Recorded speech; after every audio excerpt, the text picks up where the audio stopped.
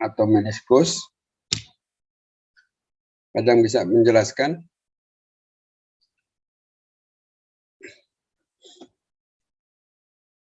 Ligamentum itu apa? Sudah belajar anatomi ya? Naura Fadilah, apa itu ligamentum? Izin dok, kalau tidak salah penghubung antar tulang ya dok? Jaringan ikat yang menghubungkan kedua tulang. Jadi misalnya ligamentum ACL itu menghubungkan tulang tibia proksimal dengan tulang femur bagian distal. Gitu. Misalnya gitu. Ligamentum ATFL, ya, anterior tibio fibular ligamentum. Berarti jaringan ikat yang menghubungkan tulang tibia dan tulang fibula pada pergelangan kaki, tapi yang sisi depan atau anterior. Jadi ya bagus. Kemudian meniskus. Kalau meniskus ini jaringan ikat yang melapisi tulang.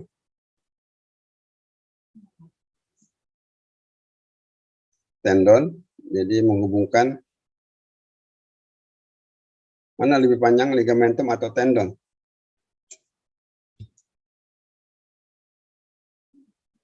Izin dok, Ya. lebih panjang tendon.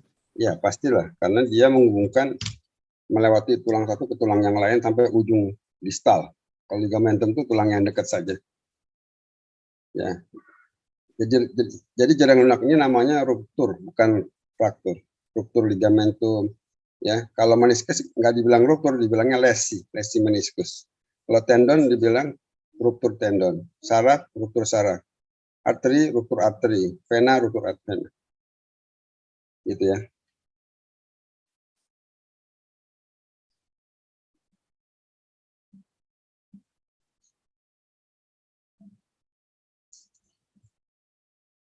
Nah, ini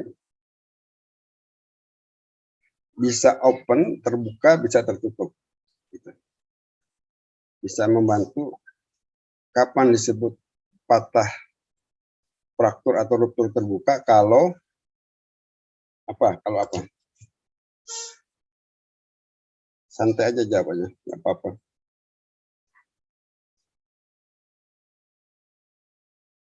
Khalil Gibran, ada Khalil Gibran. Izin hadir dokter. Ya. Kapan dibilang open, kapan dibilang close? Kalau open, kalau menurut saya dokter, jika terjadinya adanya jarak antar tulang dokter, jadi dikatakan terbuka. ya bagus. Jadi terbuka kalau ada hubungan antara tulang dengan jaringan luar, dengan udara bebas. Kok itu bisa terjadi? Ya, kalau kulitnya robek, maka udara ekspos ke bawah. Gitu. Kalau close itu kulitnya intak, nggak robek. Bisa dipahami nggak? Ya.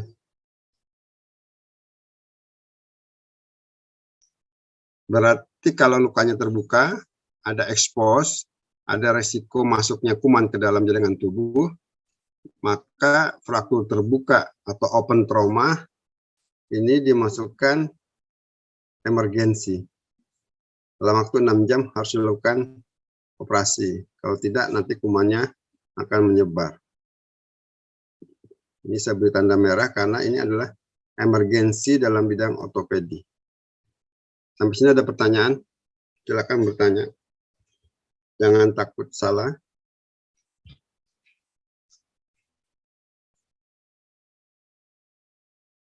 Lanjut. Kalau ada trauma tuh gimana tata laksananya? Satu, prinsip ATLS, yaitu primary survey. ATLS itu apa dok? Advanced Trauma Life Support. Satu, primary survey. Kedua, secondary survey. Ya. Apa pengertian RW? Ada yang bisa membantu?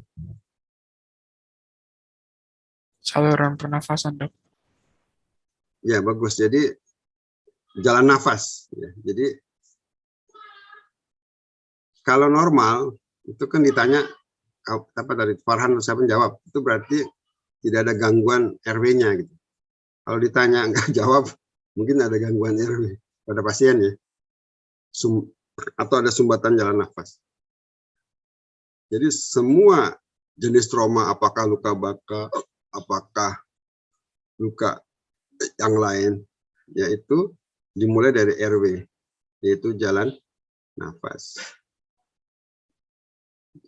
Harus dalam waktu 3 detik kita bisa memutuskan apakah ada atau tidak ada sumbatan jalan nafas. Caranya gimana? Ditanya aja, Bapak, pas siapa namanya? Oh, Fulan. Oh, berarti nggak ada sumbatan. Tapi kalau dia nggak bisa jawab, mungkin nggak sadar, atau dia sadar tapi suaranya tidak keluar, mungkin ada sumbatan jalan nafas. Kalau breathing, apa tuh breathing? Ada yang bisa bantu?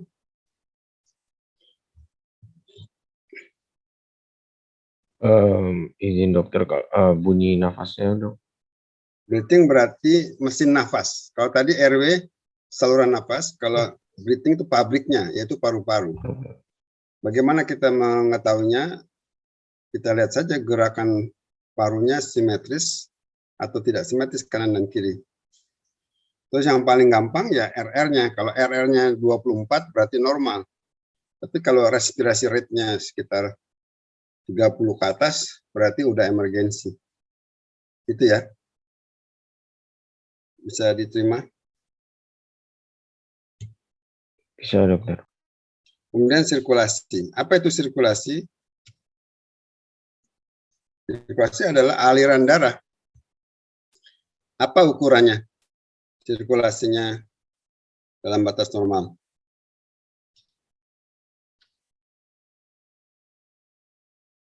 Apa bisa bantu? Izin menjawab, dok. Mungkin Ya. dari denyut nadi. Bagus. Nadi normalnya sekitar 80 sampai dengan 90. Kalau nadi di atas 120 berarti itu ada bahaya. Ya, mungkin darahnya habis keluar, jantungnya bekerja keras. Kalau nggak diatasi, lama-lama bisa gagal jantung, pasien meninggal. Itu ya. Nah, keempat, disability. Ini salah ketik. Disability berarti neurologis ya. Apakah dia bisa mengangkat tangan, kedua tangannya, mengangkat kedua kaki. Kalau bisa normal, kalau nggak bisa mungkin ada fraktur tulang belakang. Dan exposure dibuka, apakah ada luka bakar atau tidak. Jadi prinsipnya itu adalah premonition. Kalau ini sudah normal, baru kita bisa periksa yang lain. Sampai sini ada pertanyaan? Silakan. Izin bertanya dokter, Ya, untuk silakan. sirkulasi itu Siapa apakah yang namanya nanya nih?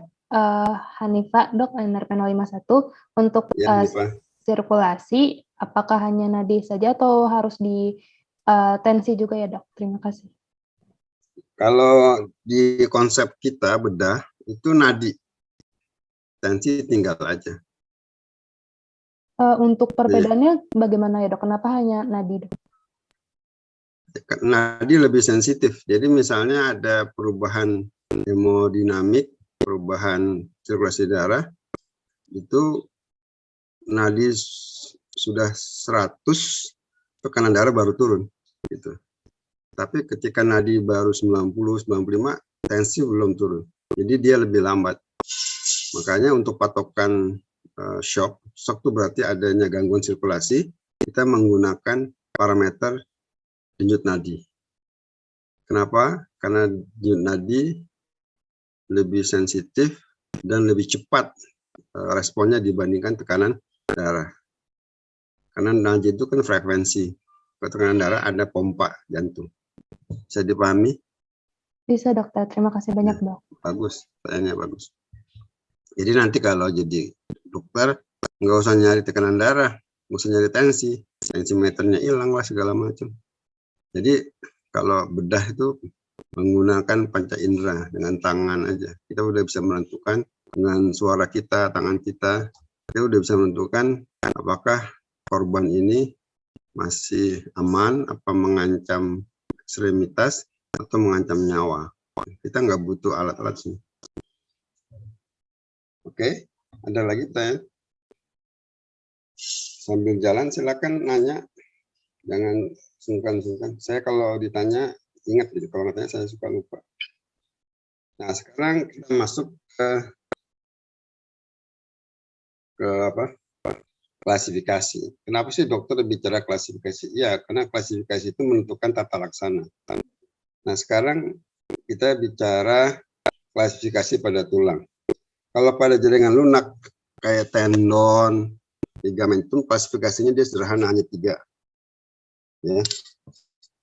Jadi ruptur total, ruptur sebagian, atau robekan saja, tidak putus tapi tidak putus total, tidak putus sebagian, hanya ada regangan, itu namanya sprain pada ligamentum. Kalau strain pada tendon. Nah, kalau tulang itu dia ada klasifikasinya yang cukup rumit gitu. Tapi untuk umum sederhana saja, hanya dibagi di bagian puncak ini namanya proksimal, di bagian distal ini namanya distal. Jadi kalau ada patah di tulang sebelah sini, kita bilang fraktur distal tulang tibia misalnya gitu. Kalau di atas fraktur proksimal tulang tibia atau fraktur tibia proksimal. Batasnya di mana, Dok? Batasnya adalah bujur sangkar antara lebar tulang dan dibuat bujur sangkar. Itu disebut proksimal dan disebut distal. Nah, di antara distal dan proksimal disebut shaft, SHFT, shaft. Jadi kalau ada patah di sini, kita bilang fraktur shaft tibia. Ini tulang tibia karena ada fibulanya. Sampai sini paham?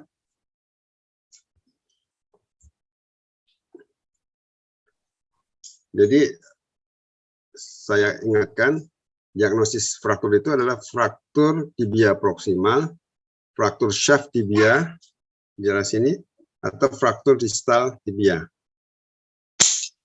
Apakah ada istilah sepertiga distal? Itu tidak ada. Itu ilmu sesat, ilmu hitam. Ilmu putihnya adalah fraktur tibia proksimal, fraktur shaft tibia, dan fraktur distal tibia. Ada pertanyaan sampai sini? Silakan. Jelas? Jelas? Cukup, Dok. Amin. Oke. Nah, sekarang itu dari segi lokasi. Kemudian dari segi jenis fraktur, kalau ini frakturnya komplit dari ujung ke ujung sini. Tapi complete fracture itu nggak ditulis. Fraktur komplit tuh nggak ditulis. Ditulis kalau ini setengah. Jadi incomplete fracture, cuma setengah aja. Nggak sampai sana. Ya kan? Kalau bubur ayam ditulis bubur ayam komplit kan gitu ya, Agung. Tapi kalau fraktur komplit nggak ditulis. Jadi bilangnya fraktur shaft tibia, ini kan di tengah-tengah shaft tibia. Ya. Dengan bentuk garis transversal. Kalau ini fraktur shaft tibia, ya, ini kominutif. Kenapa kominutif, Dok? Karena garis patahnya ada lebih dari 1. Kalau ini kan cuma 1 garis patahnya. Kalau ini patah, ini patah. Jadi 2 garis patah. Namanya kominutif. Gitu. Kenapa sih, Dok, dibedain antara simple? Ini kan simple fraktur. Jadi garis patahnya simple, hanya 1. Kalau ini lebih dari 1, 2, itu kominutif. Kalau kominutif, ya, biasanya regenerasinya lebih mudah, lebih cepat nyambungnya. Nah, ini garis patahnya banyak nih. 1, 2, 3, 4. Ini kominutif berat. Jadi kalau bentuknya seperti ini berat. Sampai sini ada pertanyaan? Klasifikasi fraktur.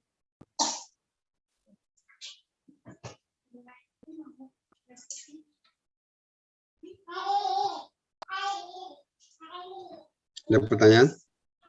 Dari saya belum, Dokter. Izin, Dok. Siapa namanya? Farhan. Itu untuk ya, Dok. Untuk Ya, untuk yang B itu, yang bawah itu juga patah ya, Dok? Yang ini ya, ini. Yang gambar yang B, yang tulisan B itu. Nah, ini Ini. itu yang iya, Ini Dok. patah. Nah, kalau ini patah juga, betul, bagus Farhan. Kalau patahnya 2 garis, atas dan bawah, tapi tidak berhubungan, itu namanya segmental. Nah, ini karena Farhan nanya, terima kasih, saya ingat, dia diingatkan. Jadi ini jenis patahnya segmental. Jadi ada 2 garis patah, tapi garis patahnya itu tidak berhubungan, namanya segmental.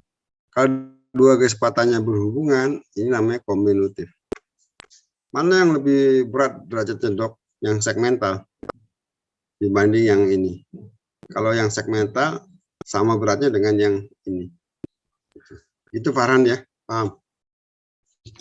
Baik, Dok. Terima kasih, Dok. Ya, ini segmental, paham? 2 garis patah. Ini kombinatif ringan, ini kombinatif berat. Kombinatif ya. Oke, terima kasih ya.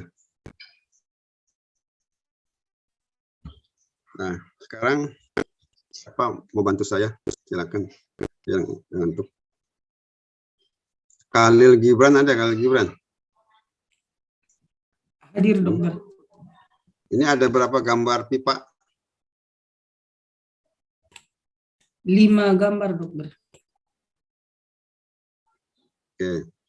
Coba lihat apa bedanya gambar 1 dengan gambar 2.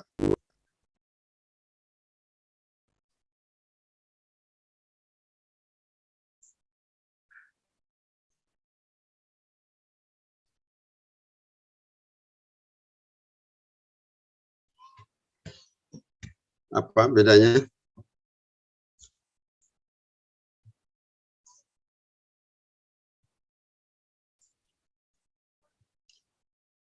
Khalil Gibran, apa bedanya 1 dan 2 nih?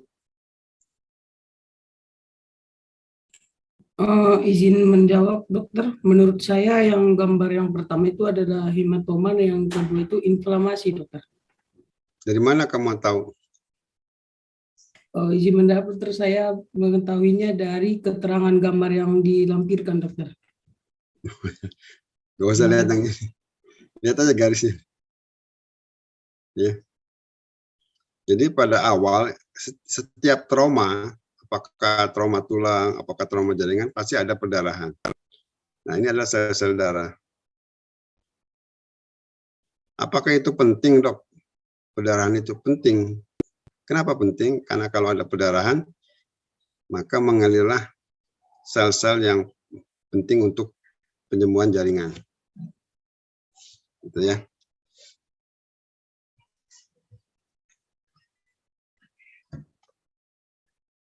Sel-sel yang penting untuk penyembuhan jaringan itu apa saja misalnya? Coba Natasha, ada Natasha nggak? Natasha ada?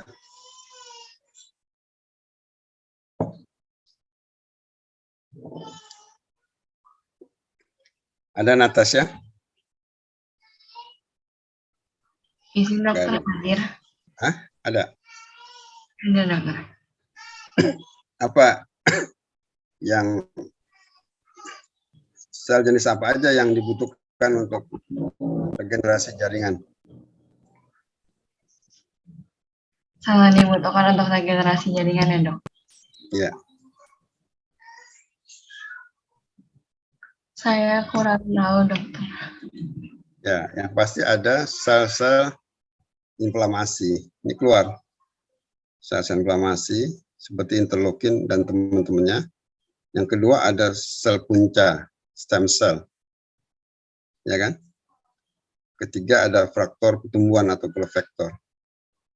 Jadi kalau jaringan patah tapi darah yang nggak keluar, itu nggak ada harapan sembuh. Tapi kalau patah, luka jaringannya, tulangnya atau ligamentum, tapi ada darah keluar, itu ada harapan sembuh. Sedangkan kalau pada jaringan yang nggak keluar darahnya, karena nggak ada pembuluh darah situ, dia tidak akan sembuh. Kenapa? Karena nggak keluar agen-agen untuk regenerasi jaringan. Paham, Farhan? Paham, Dok. Mana lebih menguntungkan? Keluar darah apa tidak keluar darah? Keluar darah. Ya, jelas. Apakah ada, Dok, jaringan yang nggak keluar darah? Ada. Contohnya apa? Kalau robek, dia nggak keluar darahnya. Siapa yang bisa bantu? Dikmar, ada Dikmar? Apa Dikmar? Izin dok, ada dok. Ya, apa?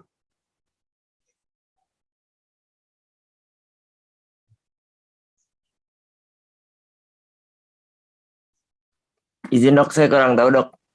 Nah, jaringan yang tidak keluar darah kalau rusak itu adalah tulang rawan. Tulang rawan. Dan meniskus. Makanya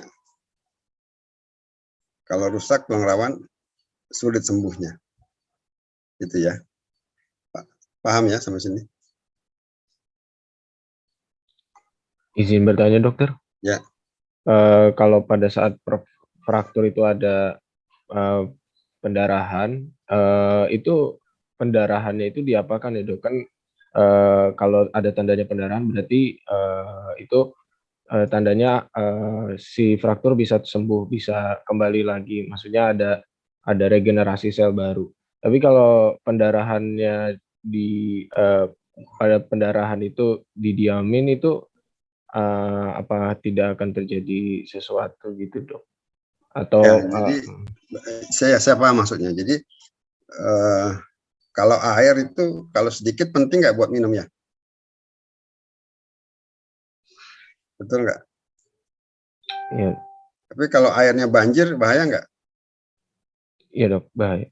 Pada pendarahan jangan banjir. Kalau banjir nanti darahnya keluar, pasiennya hypovolemic shock, meninggal kan, nadinya meningkat, jantungnya nggak kuat. Nah, kalau terjadi gitu gimana dok? Lakukan balut tekan.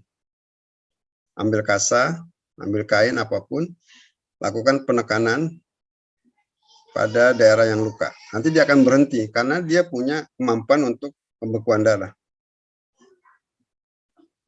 Kecuali pasiennya hemofili ya, nggak punya kemampuan pembekuan darah. Pada orang normal pasti punya kemampuan pembekuan darah, dia akan berhenti. Paham? Baik dok, terima kasih. Good. Pertanyaannya bagus ya, bagus.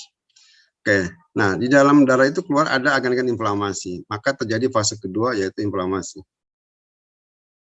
Sebetulnya inflamasi ini apa tujuannya? Tujuannya adalah membersihkan sel-sel yang mati. Ini kamu lihat ini, ya, ini kan jaraknya pendek ya. Ini jaraknya lebih panjang nggak? Lebih lebar nggak gapnya? Iya dok. Ya, kenapa? Karena itu sel yang mati ini udah dimakanin sama sel-sel inflamasi. Kenapa dok harus dibersihkan? Ya kalau nggak dibersihkan nggak bisa terjadi regenerasi jaringan. Jadi penting nggak inflamasi? Penting. Inflamasi sangat penting. Kalau nggak ada inflamasi, tidak ada yang membersihkan daerah luka. Paham? Berapa lama inflamasi dok? Ya 2-3 hari, seminggu. Tapi kalau dia berkepanjangan sampai sebulan, itu berbahaya juga. Tulang nggak akan sembuh. Karena kenapa? Karena syaratnya terjadi regenerasi jaringan kalau inflamasinya sudah berhenti. Ada pertanyaan?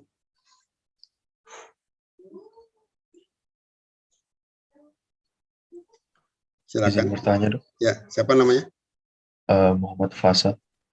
Muhammad Fasad, silakan. Baik, untuk yang tadi dok, kalau misalkan inflamasinya tidak berhenti, apa yang harus dilakukan ya dok? Kita bersihkan, kayak kita operasi, kita bersihkan. Mungkin masih ada sel-sel yang mati, tulang-tulang yang mati yang tidak terlihat oleh dokternya, bersembunyi, nggak terlihat. Nah, itu menjadi sumber inflamasi. Itu harus dikeluarkan. Paham? Baik. Cara pengeluarannya itu lewat di operasi sisi gitu dok.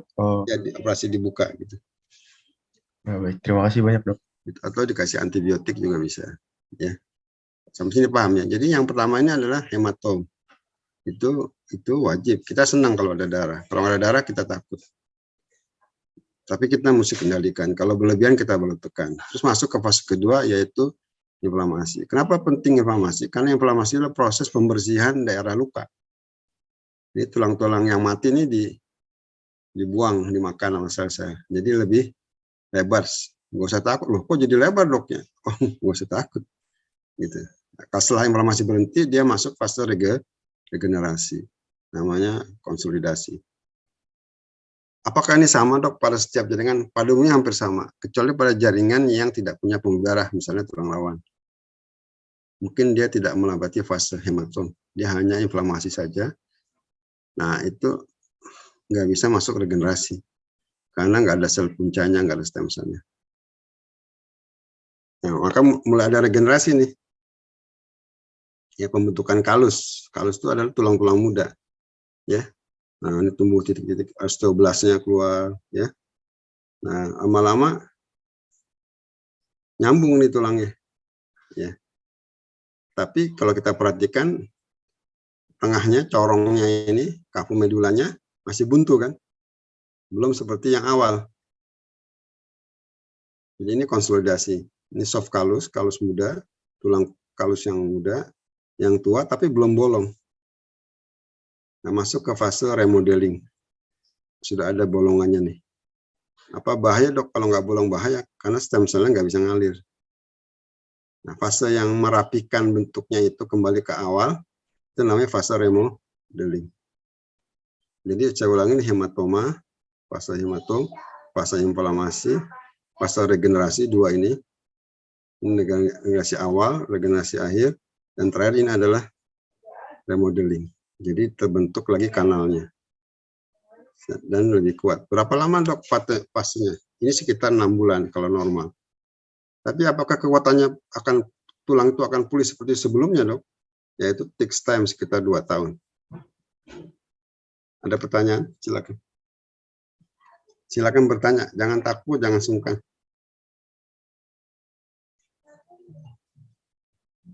Tanya yang gampang-gampang. Yang kamu nggak paham, aneh. Jelas? Apakah ini sama dok untuk jaringan lain? Ya sama, seperti itu. Ya. Oke. Arzi, ada Arzi? Ini siapa namanya? Talita? Iya dokter, saya Silakan. Talita, NRP 067 izin bertanya, kalau misal fraktur tulang yang di pen sama di gips itu kekuatannya kembali lebih cepat yang di pen atau di gips ya? Nah, itu pertanyaan yang bagus. Tapi Talita udah paham konsep penyembuhan tulang ini ya? Paham? Sudah paham dok. Kalau gitu apa sih fungsinya gips? Apakah fungsinya pen? Kan gitu ya? Fungsi gips atau fungsi pen itu memegang tulang agar kedudukan tulangnya anatomis gitu. Nah, kalau ini mencong gini, nanti susah asalnya. Kalaupun nyambung nanti hasilnya jadi bengkok. Nah, itu pertanyaan bagus. Setahu saya sih tidak ada bedanya antara gips dengan implan, dengan alat, dengan besi itu. Karena dia fungsinya bukan mempercepat penyembuhan, dia fungsinya mempertahankan kedudukan tulang agar posisinya anatomis. Paham ya? Paham dokter. Jadi gips itu tidak mempercepat penyembuhan tulang, pen juga tidak mempercepat penyembuhan tulang.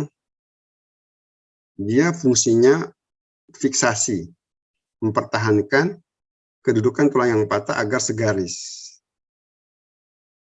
Cuma kalau gips itu dipasang di luar, nggak perlu operasi. Tapi kalau implan, pen, dia operasi. Tapi ada juga sih alat ortopedi yang dipasang di luar, namanya external fixatur.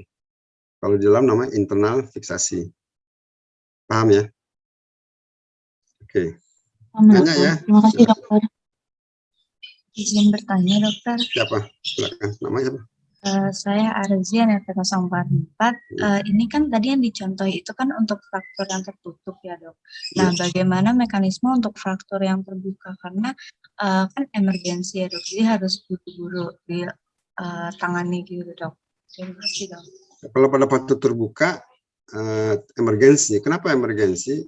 Jangan sampai kuman masuk berkembang biak sehingga menimbulkan kematian pada pasien.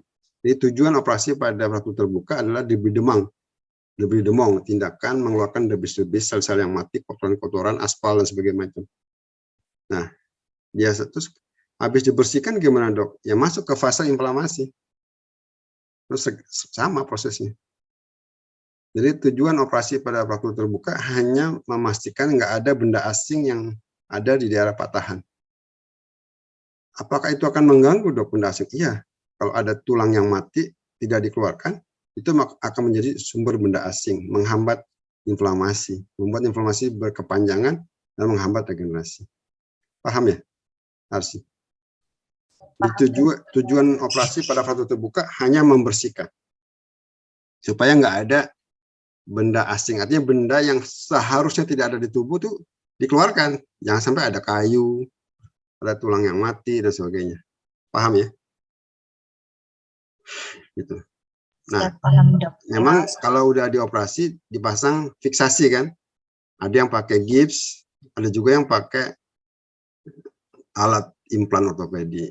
Itu soal lain, itu nggak penting. Yang penting adalah debris demang ya, debris demang. Terima kasih ya, bagus. Oke, sekarang mungkin nggak nyambung.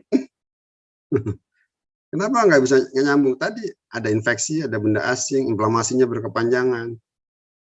Atau mungkin faktor internal, pasiennya kurang gizi, dan sebagainya. Jadi non-union.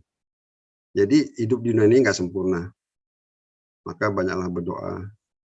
Tidak semua yang kita harapkan, nggak semua yang kita kehendaki, itu bisa berjalan dengan sempurna. Sehebat-hebatnya dokter ortopedi, pasti ada risiko tidak nyambung. Tapi tugas kita adalah bekerja sebaik mungkin sesuai SOP supaya hasilnya maksimal. Tetapi kalau kita bekerjanya asal-asalan, kita kena malpraktek. Karenanya butuh belajar. Apa yang menyebabkan tidak nyambung, dok? Ya mungkin masih ada kotoran, benda asing di dalamnya. Atau kalau waktu terbuka, kalau waktu tertutup, mungkin ada infeksi yang nggak diketahui.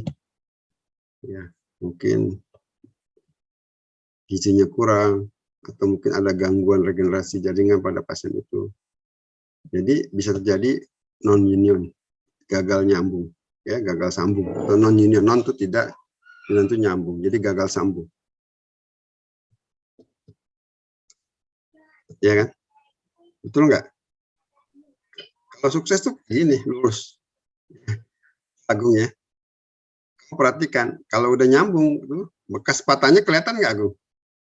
Tidak, dok. Tidak. Makanya patah tulang itu nggak berbekas. Kalau patah hati berbekas, Agung ya. Ya. Izin bertanya, dok. Nggak bisa move on ya. Izin bertanya, dok. Ya. Yang tadi non-union juga menyambungkan tadi pertanyaan Talita tentang pemasangan gips ataupun pen. Jadi kalau non-union itu pada pasien yang non-union itu salah satu indikator pasien dipasang pen permanen ya, dok. Ya, kalau non-union pada prinsipnya dicari penyebabnya. Berarti ya orangnya nggak sehat, ada infeksi, cari penyebabnya sampai ketemu dan dihilangkan penyebabnya. Dia nggak nyambung kan. Nah, kalau perlu kalau dikasih terapi konservatif masih gagal, kita masuk tindakan bedah. Jadi tulang-tulang yang mati ini kita buang. Karena mati dengan mati tidak akan nyambung. Jadi mesti dibuat perdarahan. Sekali lagi dibuat perdarahan. Perdarahan itu adalah sumber kehidupan. Jadi kita patahin lagi, nggak usah banyak-banyak, sekitar setengah senti, 5 mili, sehingga keluar darah. Lalu kita dekatkan, kita pasang pen, supaya dia compression, menekan, dan nyambung. Karena syaratnya penyambungan itu adalah adanya kontak. Kontak yang proksimal dan distal ketemu. Emang bisa, dok, nggak terjadi kontak pisah. Mungkin ada otot nyelip di sini. Menghalangi kontak tulang proksimal dan distal. Nah, ototnya ini menghalangi regenerasi tulang. Ini mesti dibersihkan, dibuang. Gitu ya. Paham, beneran? Baik, dokter. Saya paham yang di situ. Tapi jadi pertanyaan lagi, dok. Kalau misalnya itu kan tadi dipotong ya dok. Berarti ada kemungkinan tulang pasien memendek ya dok? Oh ya, ya itu alibda ortopedik.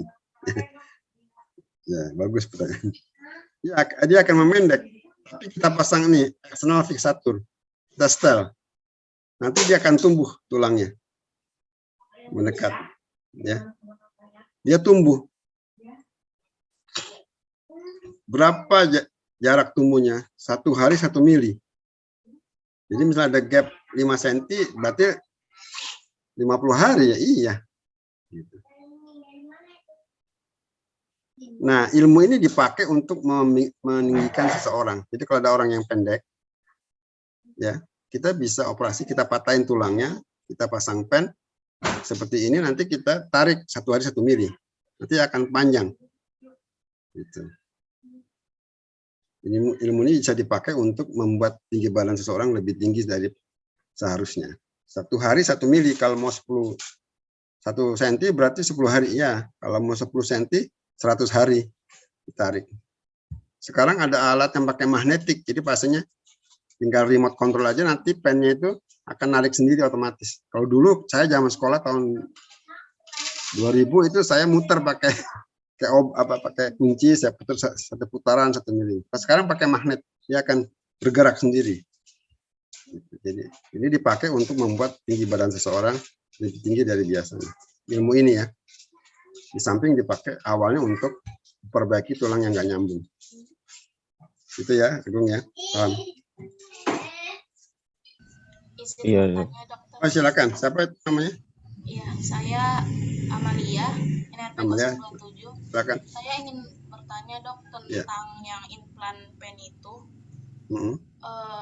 Ya sebelumnya kebetulan ayah saya barusan ini mengalami tindakan operasi implan pen pada dislokasi sendi panggulnya dok.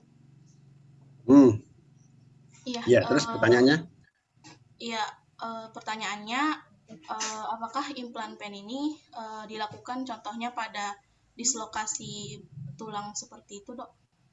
Ya, jadi pada prinsipnya semua patah tulang itu tidak dioperasi. Kecuali kalau patahnya itu di sendi panggul susah dipertahankan. Makanya bukan disambung tapi diganti prostesisnya. Nanti ada gambar yang saya tunjukkan. Jadi dia tidak disambung, dia diganti dengan alat implan prostesis. Gitu, supaya dia bisa bergerak lagi sendinya. Itu ya, siapa namanya? Iya dok. Nah, nanti itu berapa lama ya seumur hidup. Sekarang ada yang titanium itu ringan dan bisa seumur hidup gitu. Berapa lama dok daya tahan material itu? Bisa sampai 30 tahun. Gitu ya. Oke. Oke, good. Nice. Nah, ini kayaknya hidup bukan sempurna, bisa terjadi komplikasi. Nah, jadi ini tulang tibia proksimal patah. Di sini ada arteri poplitea di belakangnya ini. Dia tertekuk, tersumbat, maka terjadi nekrosis.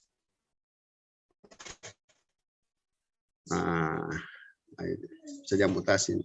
Mungkin juga pada tangan. Ini nervus, ini arteri brachialisnya ketekuk, ada pada fraktur suprakondiler. Karena arterinya tertekuk, nggak ada suplai, jadi kontraktur seperti ini. Nah, operasinya mesti dibuka, dilakukan fasiotomi. Apa tuh fasiotomi dok? Tindakan untuk membuka fascia. Apa itu fascia dok? Lapisan pembungkus otot. Kenapa dok? Supaya tekanan di dalam rongga ototnya menjadi rendah. Kan dibuka pintunya gitu. Kalau tertutup menjadi kencang. Nah, tekanan yang tinggi itu menimbulkan tekanan pada saraf sehingga rasa rusak, jadi ototnya kontraktur. Gejala apa itu namanya dok? Kompartemen sindrom. Apa itu kompartemen sindrom? Adalah kumpulan gejala pada kompartemen otot yang terjadi akibat peningkatan tekanan. Jadi tekanan dalam rongga ototnya meningkat. Itu ada alat ukurnya. Nah, akibatnya terjadi penekanan saraf-saraf, terjadi kontraktur pada ototnya. Nah, itu harus segera ditangani, kalau enggak terjadi bengkok seperti ini. Terutama di daerah persendian. Jadi sindroma kompartemen adalah sindroma peningkatan tekanan di dalam kompartemen otot. Terapinya apa? Terapinya adalah fasiotomi, jadi dibuka fascianya. Ada pertanyaan sampai sini? Jadi komplikasi, jadi hati-hati. Jadi dokter itu harus mengantisipasi kemungkinan terjadinya komplikasi. Itulah bedanya dokter dengan bukan dokter. Kalau memperbaiki patah tulang itu banyak, bukan dokter bisa memperbaiki. Tapi resiko terjadinya komplikasi Cochrane syndrome, kalau bukan dokter dia nggak belajar, nggak tahu gimana mengatasinya. Begitu ya. Ini komplikasi pada. Bertanya dok. Ya silakan. Ini kan kemarin saya baca di jurnal ini biasanya terjadi pada fraktur di tibia ya dok ya. Tibia proksimal, ini proksimal. Iya, iya dok. Nah itu kenapa paling sering terjadi di tibia terbuka atau tibia tertutup dok? Terima kasih. Ya, bagus sebenarnya. Itu karena di belakangnya ada arteri popliteal. Arteri popliteal itu bukan di depan, di belakang. Nah, sering terjadi luput dokternya nggak merasa belakang. Makanya kalau kita meraba trauma, kita raba arteri dorsalis pedis di bawah dan tibialis posterior yang nggak teraba, itu kita rabanya naik ke atas ke popliteal. Kalau popliteal nggak teraba lagi, kita naik ke atas lagi ke femur. Jadi kalau ada, kita dokter umum ya, ada fraktur tibia, kita nggak teraba dorsalis pedisnya, itu emergensi, langsung kirim ke ahli bedah. Dan ditelepon atau ahli bedahnya, jangan sampai lagi cuti. Nanti kalau lebih dari 6 jam, tersumbat, tertekuk, darahnya, nggak ada suplai darah, nanti mati, bisa diamputasi, seperti ini. Paham? Jelas? Ya. Berarti karena ada apa tadi dok? Ada karena ada kinking, ada lekukan pembuluh darah popliteal sehingga suplai darah ke bawah terhambat. Karena darah nggak bisa ngalir ke bawah, maka jaringan otot di bawah menjadi mati. Paham? Baik dok, paham. Terima kasih. Gitu ya. Jadi itulah gunanya kita meriksa arteri dorsalis pedis dan arteri tibialis posterior. Jangan lupa lakukan pemeriksaan ini. Nah, sekarang bicara topik yang menarik juga, yaitu pada anak-anak. Apa sih dok bedanya anak pada dewasa? Yang pasti pada anak-anak itu periosteum, yaitu jaringan ikat sekitar tulangnya stronger, kuat dan banyak. Kalau orang dewasa itu agak lemah dan sedikit. Nah, di dalam periosteum itu banyak terdapat stem cell sel punca. Maka penyembuhan tulang pada anak lebih cepat dibandingkan pada orang dewasa. Kenapa? Karena kan periosteumnya udah tipis, berarti sel puncanya sudah sedikit. Gitu. Makanya pada anak-anak yang masih tebal periosteumnya, masih banyak sel puncanya, dia lebih cepat nyambung. Gitu. Nah, pada anak-anak itu ada lempeng pertumbuhan, sehingga diagnosis pada anak-anak itu khusus. Kalau orang dewasa tidak ada lempeng pertumbuhan. Jadi gampang. Pada anak-anak kita menyangka, oh itu fraktur, patah tulangnya. Oh ternyata enggak. Kita mesti lakukan foto pada sisi yang sehat. Kita bandingkan, oh ternyata itu bukan patah, tetapi karena adanya lempeng pertumbuhan. Di daerah tulang mana dok? Biasanya di daerah proksimal dan distal. Gitu. Dan karena banyak stem cell-nya, anak-anak tuh lebih mudah terjadi koreksinya spontan.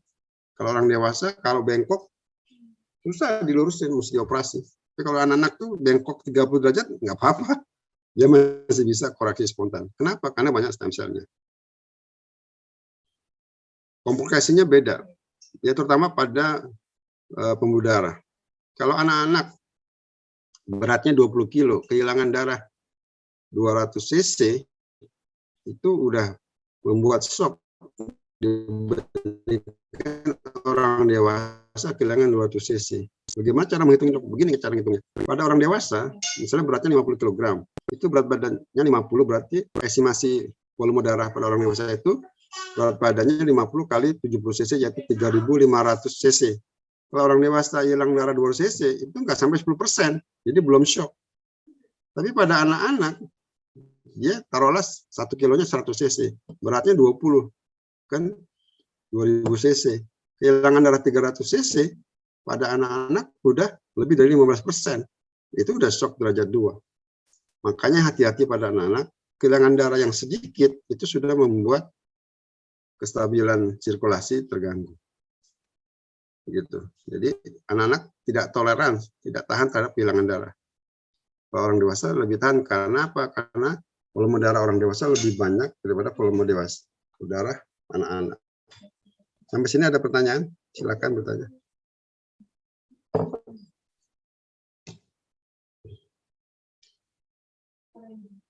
Silakan.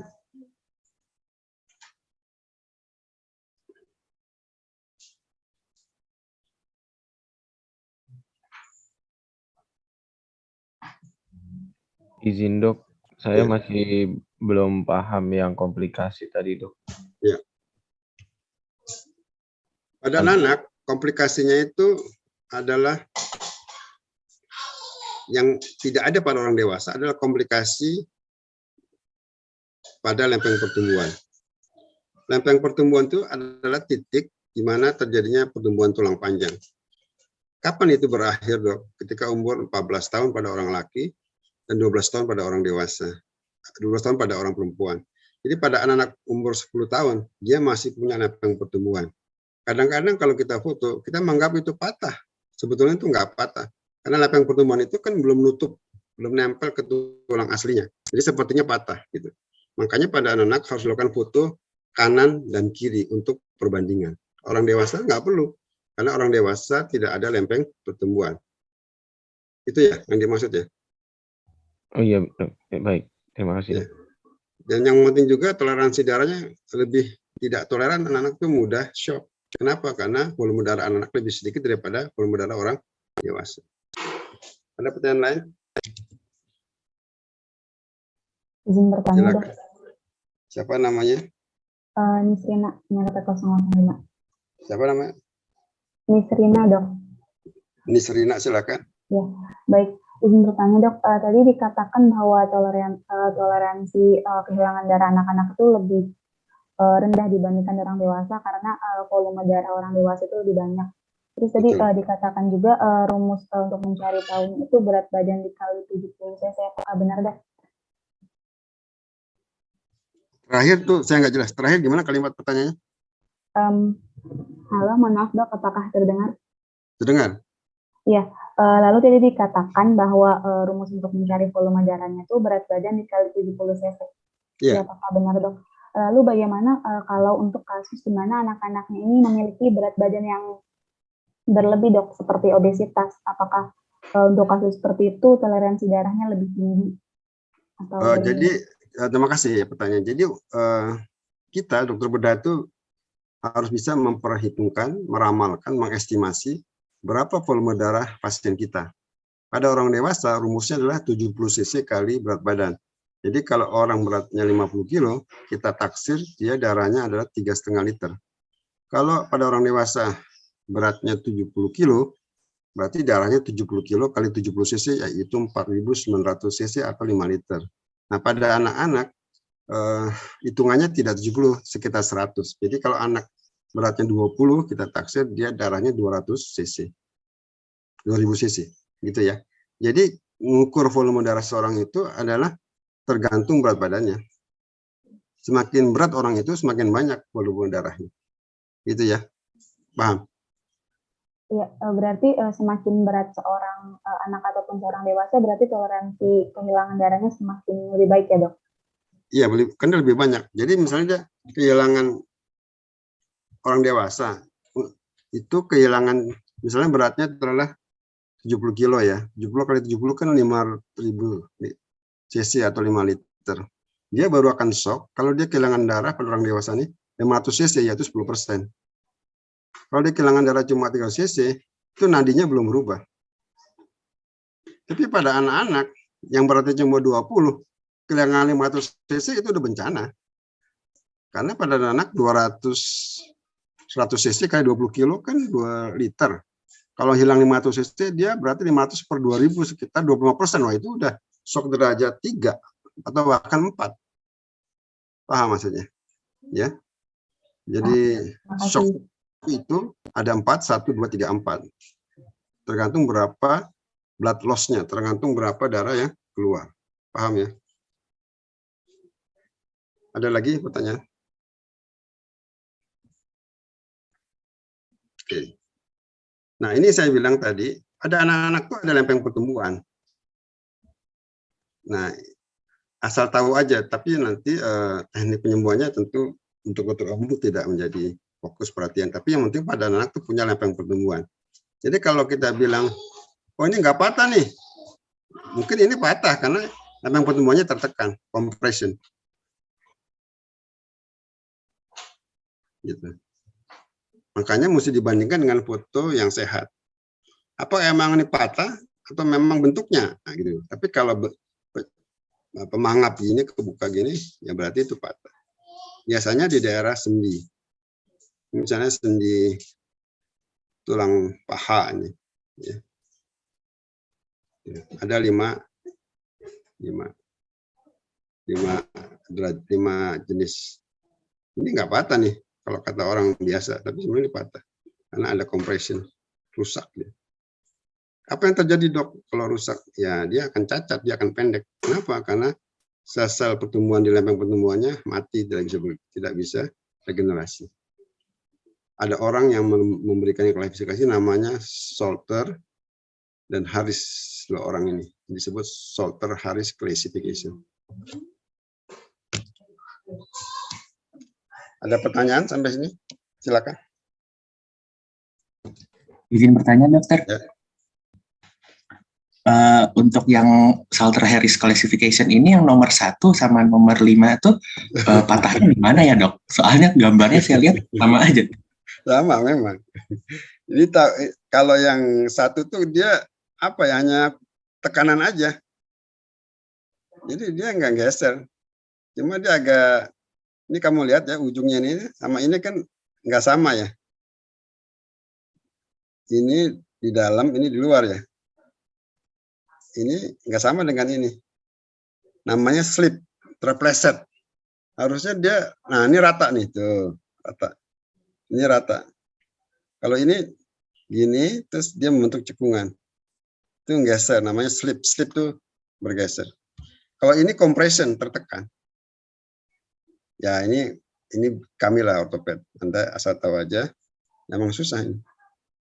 Apalagi yang tipe 2, 3, 4 ini harus operasi pasiennya. Kalau 1, 2 bisa konservatif kayak gips.